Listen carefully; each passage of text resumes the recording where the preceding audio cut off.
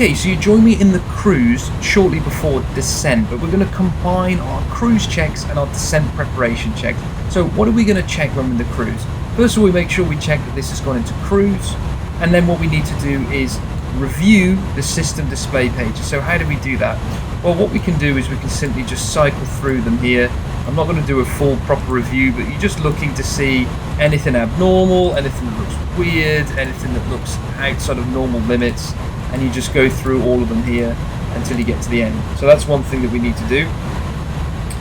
Then we move on to our descent preparations. So now we would obtain the weather via the ATIS or however you want to get the weather. We know it's a clear day today, so we're not going to bother doing that. Then we need to make sure we've got the landing elevation set. We've still got it set, remember, which is 50 feet. Fuel, just have a look to see if that looks good. We've got the trim tank full. Remember, we said the trim system, which has moved the CG back. And we would do the fuel check on our flight plan, but we're not going to do that today. Now we need to make sure we look at the FMS and talk a little bit about the landing configuration that we want to do for landing. So we click on takeoff approach. Here we have the approach page. So what information do we need to put in here? Well, first of all, let's decide what type of flaps we're going to land with. So 3040 is selected, that's full flaps. 2020 is the reduced flaps. So you can see it actually adjusts the approach speed by 10 knots. If we decide to do a reduced flaps landing, we select it here, so no star by it, but it's selected. And then we would have to also click this switch here, the GPWS landing slats flap switch. If it's in the 30-40 position like it is now, the aircraft doesn't know you're going to land with reduced flaps, and it will start to say too low flaps when you get close to landing. But we're not going to do that, we're going to do a normal landing, so 30-40. MDA, we need to put our minima in, our decision height, so that's 401 feet for this approach, and that's about it really. That's all we have to program in. So we also have to set the minima on here with the altimeter bug or the altimeter buff. If you get that joke, probably find it funny. If you don't, it doesn't matter. So we set 400, so that's 100, 200, see it moving here, 300, 401, so that's 401 foot set on here. Now you might say to yourself, well, why do you have to do it twice? Why am I doing it on here and also in the FMS? Well, this is our primary reference, the one here, the bug here, but we have to tell the FMS how high the minima is, because it has no idea what you've set on the bug. They're not connected, one is just a pointer. So now it knows what the minimum is as well, so that's why you type it in. If we were going to put in our descent winds, we know we've got calm winds, so we're not going to do that today. You would type it in here. It's fairly standard, so let's say for example 360 at say 270, so the flight level, the direction, and then the speed, and you would put that in wherever you want. It doesn't really matter, it's any three of these spaces, and this one is the wind at the airport itself. So that's where you would put the descent winds in. Quite important to get accurate VNAV in the descent to fill this page out. What else is there? That's pretty close to what we have and everything that we're going to talk about, but for the approach and descent briefing. So let's quickly talk about how will we control our speed when we're in the cruise. Same in the climb, but also primarily in the cruise. So let's say ATC told us, I want you to increase speed 0.82, Mach 0.82. Well, you see, if I move this knob, nothing happens. Well, I'm going to show you the easiest way and the way that I recommend to start with. Go up to the knob, pull the knob, and you can see the speed window's open. We get put into alt hold, so profile disengages, and you just set A2. That's it, and the aircraft will now increase. That, honestly, is the recommended way I would say to do it, because it's the simplest, it's the quickest, and it makes the most sense. We have a few other ways, so let's go back into profile mode, because the difference between the A320 and the 310 is you can't be in profile and have selected speed. It's one or the other. It's pick or choose. You can't have both. What we can do is we can go onto the TAC mode. We can type in 0.82, put this in the box here, and you can see it hasn't adjusted yet, but we need to select it again. Bingo, and now we have 82, and it will increase to 0.82. Now I'm going to put it back to econ so that it doesn't increase the thrust unnecessarily. Why do I not recommend this? You have to remember to put it back into econ mode. If you don't, it's going to cause all sorts of problems in the descent, because you're going to have a descent speed that's not really your descent speed and it hasn't been calculated for it, etc, etc, etc. So that's why I recommend just pulling the speed knob, setting what you want, and that's problem solved. So how else can we start our descent? And how else can we sort of climb, descend, go up and down, vertically, laterally, whatever?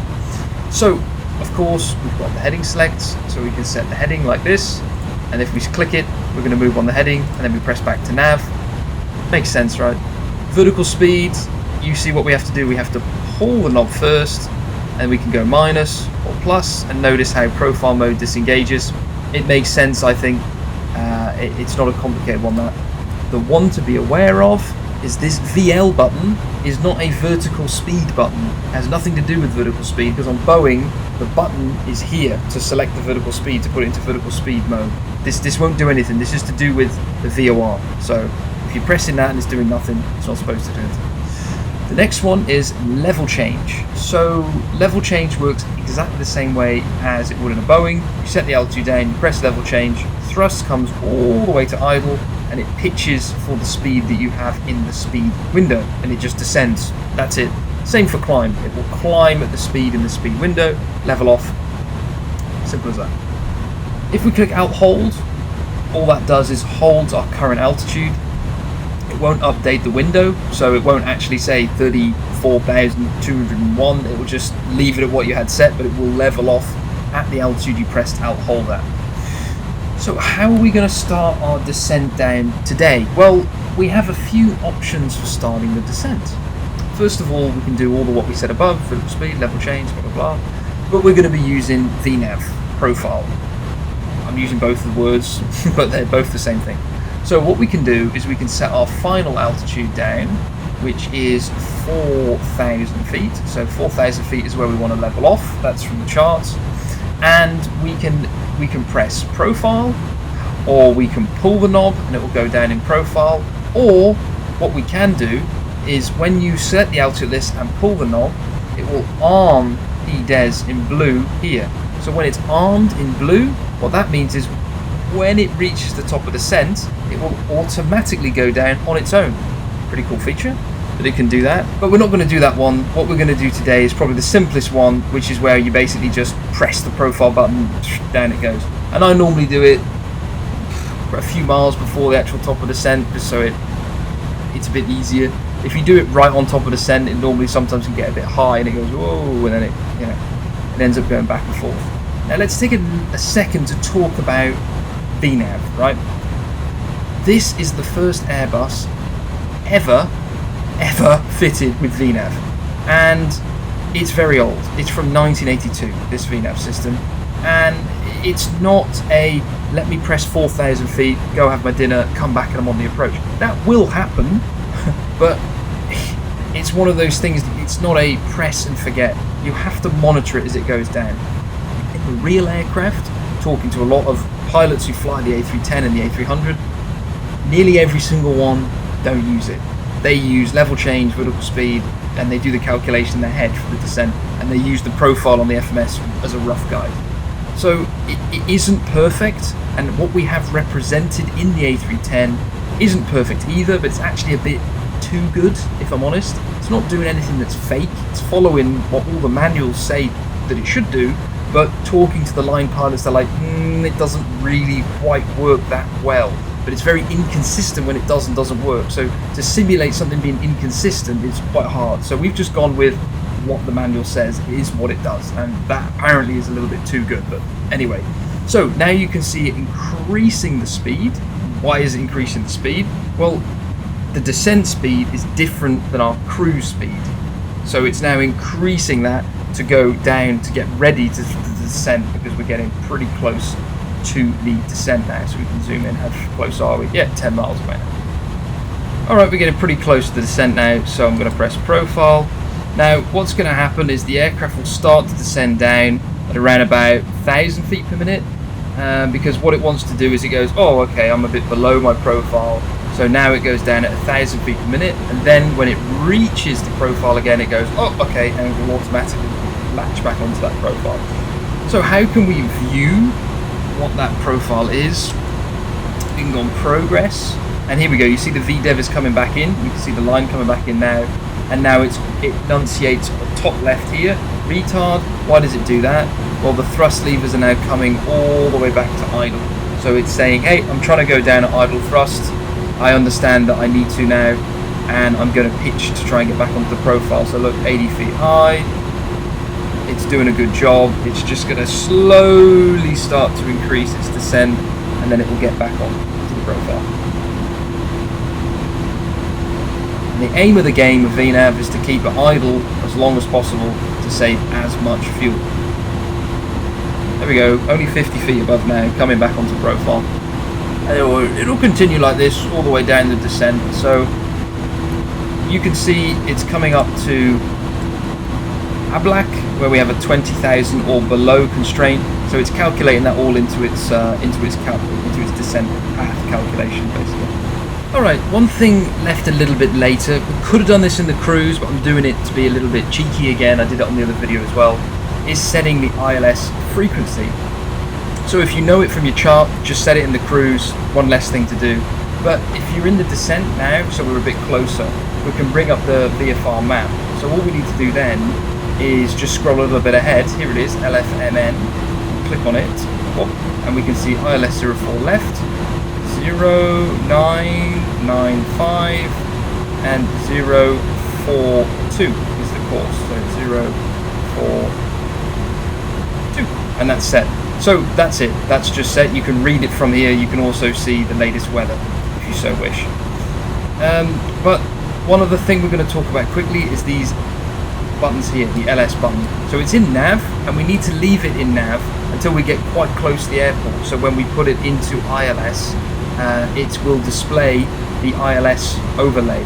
So we can't do that in the cruise like you can in the A320, like the LS push buttons, because that's effectively what they are. We have to wait till we're, I would say, something like 30 miles away, 20-30 miles away. Just when we're about to intercept the ILS, that's the best time to put the ILS switches down to on, okay? So you'll join me again when we start decelerating for flight level 100. Okay, so we're approaching the point where we're going to start to decelerate for flight level 100, and also it's going to start to decelerate for the typical 250 knot restriction. I'm going to throw a bit of a curveball in here, right? But we're going to change the type of approach we're going to do. I didn't mention this in the cruise, so I wanted to keep this as what you would do for a normal flight. I didn't want to muddy up what you would normally do. So what we're going to do is we're going to do an Autoland. Now, what do we have to do differently? Very, very little things. So we have to make sure we set the decision height to 0, not -5. That's what we set it to if we're not doing an Autoland. Our decision height for the Autoland is 0 feet. So we set decision height of 0, and we check to see if the Autoland light works. Yep, so it looks like it's working. Now, when we get onto the approach, we will press the land button, just like we would on a normal approach, and we just engage the second autopilot as well. That's it. So here we go, you can see it's decelerating for 250 knots and getting back onto profile. So that's for the typical restriction straight ahead of us. So that's the only change. We're going to do an Autoland, okay? And we need to make sure what type of auto brakes are we going to set. So low is, low is fine for where we're going into it today in Nice. Medium is the strongest that you can use in normal circumstances, and max is, you can use max, you're definitely going to stop, but it's not recommended for use for landing. If you need to use more than medium, just land and use manual braking.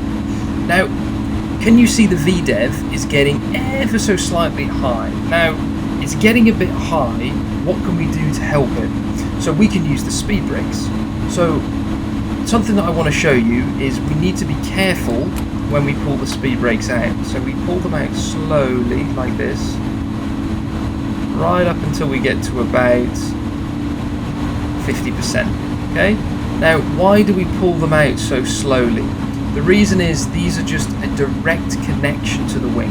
If you just go woof and we yank them out, they'll go right up and the plane will go wham, it's a massive amount more drag and it will immediately start to pitch nose down.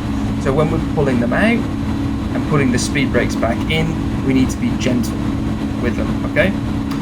Different from the A320, which limits the rate at which they can go itself. So you can see, look, we're getting back on profile now. It says speed brakes out here. We have the speed brake light here, which shows that they're out as a reminder. So once we get back on profile, we'll slowly stow them again, and that'll be absolutely fine. So now we're getting near 10,000 feet. What we can do is we can put the seatbelt sign on, we can put the landing lights to on, and what we can also do is we can do the approach checklist, because roughly around now I would expect that we go on to QNH, so whatever the local QNH value would be. So the trigger for the approach checklist is when we need to set this to continuous. So when we're about to do the approach checklist, that's what we do. So approach checklist, signs on, briefing confirmed, ECAM status, that's where we're looking for the little status symbol, that's not there. Altimeters would be 1013 set, minima, technically now it's DH0, ignition is on continuous, landing elevation already set. So that is the approach checklist completed. And now you can see we're getting back on profile, almost to the point where I don't think we need the speed brakes anymore. So we can just slowly start to stow them. Like that. There we go. Absolutely beautiful area, beautiful part of the world this is as well. We come over this mountain range, a little bit of a mountain range here. We can see the bay, and there is the Cap d'Antilles, sorry for the pronunciation on that again, and there is Nice way off into the distance. If you ever come here and you do a visual approach, it's fantastic. They normally take you out this side and you do a visual around the bay into there. It's an absolutely beautiful airport to fly into. And there's a little general aviation airfield underneath us. I think it takes business jets as well, but we're flying straight over the top of it now. In fact, let's have a look. Yeah, LFMD. There's something underneath here, I think. I can definitely see something over the nose. Yeah, well, it's covered in trees. Maybe I don't recommend landing there, but there was an airfield there at some time. Alright, so what are we going to expect the aircraft to do? So now we're going to expect it to come down, reach 4,000 feet, and then it's going to start to decelerate. Now, it's going to do this automatically, and it's programmed to, so it doesn't have a choice in the matter. It decelerates level for the approach. What do I mean? So it will get to 4,000 feet, and then it will go, whoa, and it will bring the approach speed back to approach speed. So basically it's going to keep this 250 knots, level off, and the speed will come all the way back to the approach speed then. It will decelerate. We're going to select flaps 15-0, and then when it reaches S speed, so the slat speed, it won't go any lower. It will tell you, hey, I'm targeting the approach speed, but it won't actually go any lower than the flap speeds that you select, just like the A320. It's nice, you don't have to do any of this, remember you can select the speed yourselves, but it can do it automatically, which is pretty cool. The other thing to note, once we intercept the glide slope, so we get glide slope star, then we will definitely take control of the speed, because it becomes our speed. This speed window comes open. So that's something to be aware of as well. And then we have to manually set our approach speed of 139 knots. It's not automatic like the A320. So let's set the ILS selector on. Can you see the speed targets come down already? And we're about 20 miles away. So it's starting to slow down already. There comes the glide and the localizer. I can see that they're alive.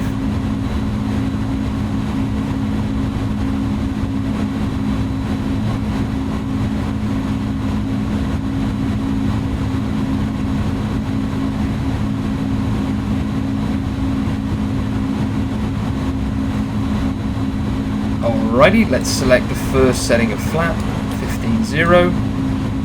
So you can see it's targeting the approach speed, 139, but it's not going to go below the S speed here.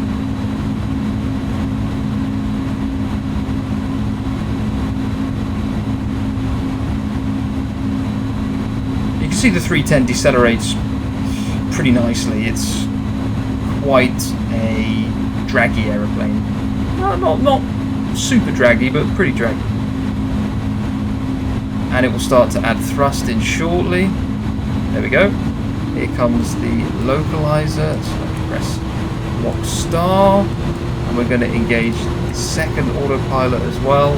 So can you see how it's actually maintaining the S speed? I'm not doing this, and it's still targeting 139 knots, basically just to prove my point.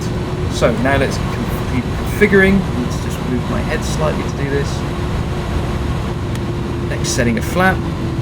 Now it will go down to F plus 20. So it's going to go down to the F speed, 152, 162, and 72. So that's the minimum.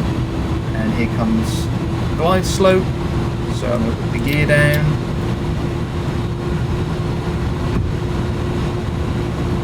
This isn't the most efficient arrival, I'll grant you that.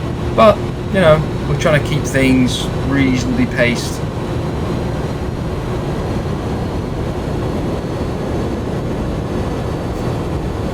Move the camera up so we get a bit of a better view. Beautiful surroundings. Glide slope star, and you see this became our speed now because the speed window's open. So let's set 139 knots. 39. And then we quickly need to make sure we select the next setting of flap. There we go. And we can set the missed approach altitude, which is 3,000 feet. Now we can set the final setting of flap, and we're good to go. So you can see the aircraft ballooning up and down as the flaps come out. That's realistic, and the autopilot will do its best to try and cope with it, but that's because we've actually got some balloon in there, so that's good. So, landing checklist. The landing gear lever is down, auto brakes are as required, anti-skid is checked, slats and flaps, 30-40, spoilers, that's the one thing we forgot, they can come to arm. So you should arm the spoilers when the gear goes down. So gear down, spoilers arm. And that is the landing checklist completed. Next one we're going to do is the after landing, okay? So, well, I'm not going to do anything, remember, it's going to land itself. This is great, we have more time to look out the window. Let's talk a little bit about this beautiful area we're at. I've already talked about this in the other video a bit, but this is the Cap d'Antilles. There's normally some mega massive mansions on this area and some huge yachts that don't even fit in the harbour. They park around here. There are normally loads of boats going all over this area. And there, if you see this is really nice that it's represented quite prominently in the scene here. This is the landmark that you use when you do the visual approach. So we were talking about the visual approach before. You normally come along here, down there, and you end up visually staring at this hotel here, and then you line yourself up to land onto 04 left or 04 right. So this hotel is a landmark normally for when you're doing the visual approach. So it's pretty nice that it's there. Coming in on the other end of the runway, runway 22, quite a bit more challenging. There's no instrument approaches, RNAV VOR only. And it's pretty tight. You're at about 1,000 feet, and then you have to start a steeper than normal descent down to land. Amazingly, Emirates came here with the 380, and they do an approach onto runway 22 as well, which is pretty impressive. But it's all looking good. The radio altimeter is now alive. That's another call we should make when we see it. So that's normally comes alive below 2,500 feet. So we also need to make sure that the lights come on when the gear goes down as well. So that's basically just a review of that. Gear comes down, spoilers come to armed, external lights, this comes to taxi, and then these, the runway turn-off lights come on as well. So that's what we need to do when we do that. And we double check that the auto brake is armed, which it is. So, still looking good. Still not even at 1,000 feet yet. What we're going to expect to see on the FMA is we're going to expect to see land mode. So land mode is a common mode, so it takes up both columns, and it will do that at around about 400 feet. And we will announce land. At decision height plus 100, we're going to announce 100, which will be 100 feet. But it's pretty obvious that we're going to be continuing today anyway, because, well, I can already see almost past there to Caen, so I can almost see to Italy. It's so clear, so it's pretty obvious that we're going to continue. Once we touch down, I'm going to monitor the ground spoilers to come out, and then I'm going to select reversers. I'm going to select reversers by clicking just practice that because it can be a bit tricky. Clicking like this to try and get the reverses out, okay?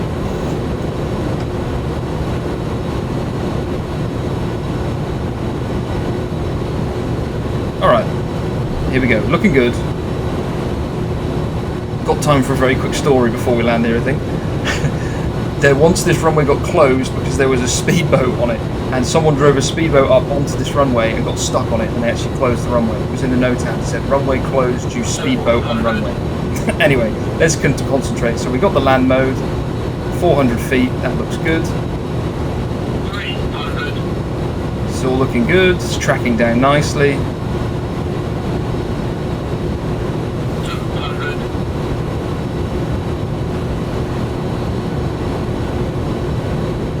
100. 100. Checked. 50. Flare. 30. Retard. 20. 10. 9. Okay, we're down. Roll out. Spoilers. Reverse green. Okay, looking good.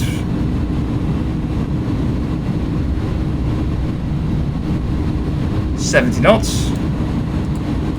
Stow the reverse. We'll take the next exit.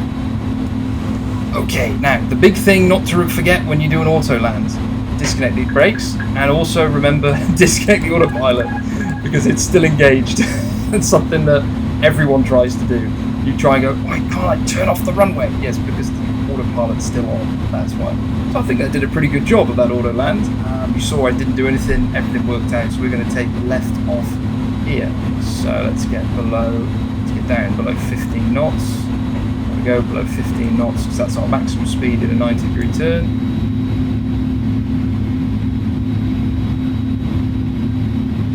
Once we exit the runway, we're going to come to a stop to do this flow. Yes, you would do it on the move in real life, but I don't think I fancy that. It's a bit too much. Alright, we're going to come around the corner, face down this way, and then we'll do it all. So it's given us brakes hot, so I'm going to put the brake fans on. It did have the brakes low on for quite a large part of the landing roll. So brake fans are on.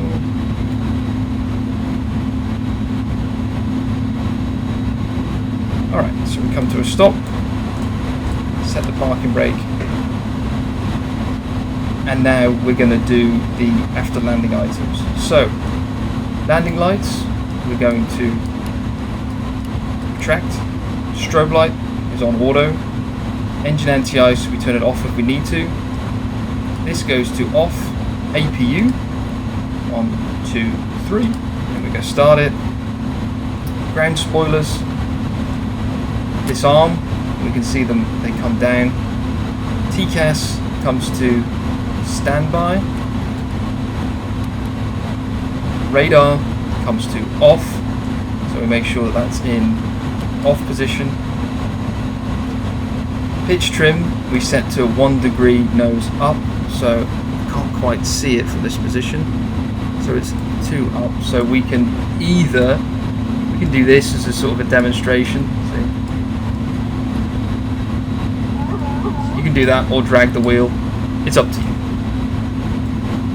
1 up, slats and flaps in stages, so we don't just drag it all the way up. It's 1, 2, 3, 4, 0.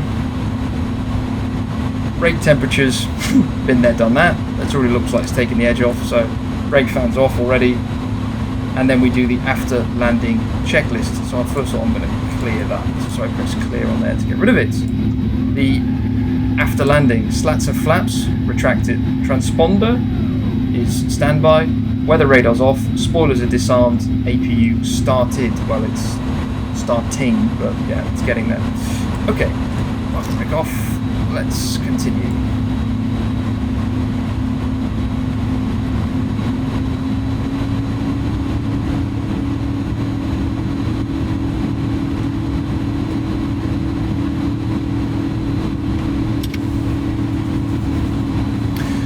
talk a quick little bit about brake temperatures on the A310. They get very hot all the time, to be honest.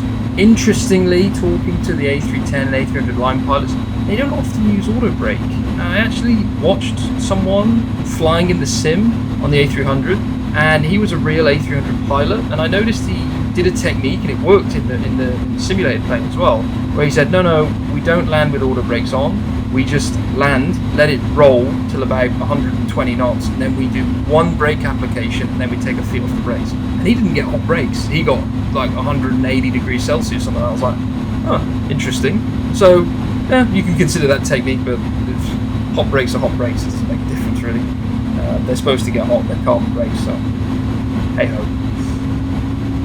We're going to park down here on the right. It's kind of the other side from we did in the other video series. We were on the other side as we came in, because we came off the exit closer by, if I remember. So I think the next one to the right we're going to park here. So before we turn on to stand, we want to make sure that we have our nose light to off, accumulator pressures checked, and the slats and flaps are up, because they're all the super embarrassing things. Are the flaps down? Am I going to crush someone when I try and park on the stand? No and no, we're good to go. Alright. Let's turn onto the stand here.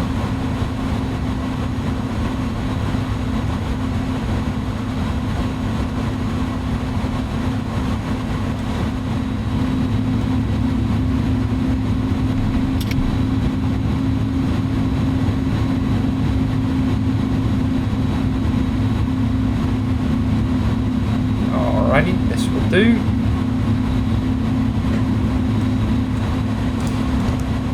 Okay, brakes set to on. So now we do the parking, okay?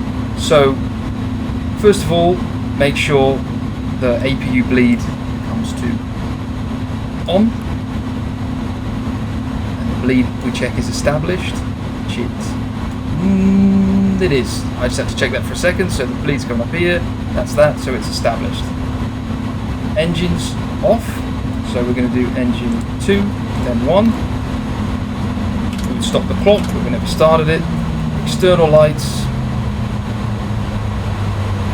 So when we get below 20% N2, sorry, 10% N2 on here, which we will do shortly. Now we turn the beacon light off. Parking brake we check is on, which we've already done before for obvious reasons, and that is it. We can set the chocks now if they were available, and we can turn the seatbelt signs off. Good, makes sense. So now we're going to roll straight into the parking procedure. Normally, obviously, people would deboard the aircraft and get off, but what we're going to do is fuel pumps. We're going to set all the pumps off except the inner pump 2. So this is sort of, remember, the reverse of what we have planned. This is this, and this. So this one's still running the APU, remember. Window heats we're going to turn off. So window heats we're going to turn off. And then we're also going to turn the probe heats off. IRSs, we are not going to be flying again today, so we're going to turn these off, off, and off. CRTs to dim. I mean, you can do this if you want. It's more of a inconvenience in the sim.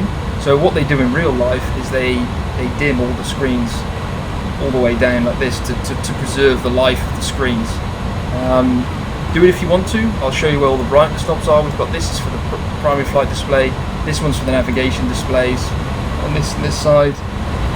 Here are the ones for the ECAMs for the right. Left and right, so that makes sense. And that's it for the screens really. So FMS we can also dim down with this knob here. Okay, so now we can do the parking checklist. Parking checklist, APU bleed on, engines are off, differential pressure, check is 0, check is 0. Fuel pumps off, apart from the inner pump 2. Window and probe heat off. Parking brakes and chocks are on. Parking checklist complete. Now we can go straight into the securing the aircraft procedure, not the checklist, but the procedure. So crew oxygen, we make sure that comes to off. The exterior lights, we're going to put this off and off and off and off. CRTs, turn them off. So again, we did the dimming but all the way down. APU bleed off. External power is not going to be established because we're going to be shutting it down. APU, we can shut it down. So first of all, we set the APU master switch to off, and then once it's shut down, we actually turn this off, which is interesting. There we go. So now we turn the pump off. Emergency exit lights we put to disarm, batteries to off. And there we go. We are completely shut down, and we can do the secure an aircraft checklist. Nav system off, they are. Oxygen off. APU bleed was off. Emergency exit lights disarmed. APU and battery off. So that's the secure in the aircraft checklist completed. And we made it. Hooray. As you can see, it's a lot to try and take in. I hope this kind of helped this video. It's a bit more of an advanced level, but still we're flying a multi-crew aircraft here, single pilot, trying to do all the flows and all the checklists. So you can adapt these to whatever you find useful, don't find useful, but this is as per a lot of the manuals, and obviously I'm sure there are things that I missed or didn't quite do right, but overall we went through everything through this flight. We did the Autoland, we came back into Nice. So thank you very much for watching. I hope to join you on some more videos in the future. Thank you.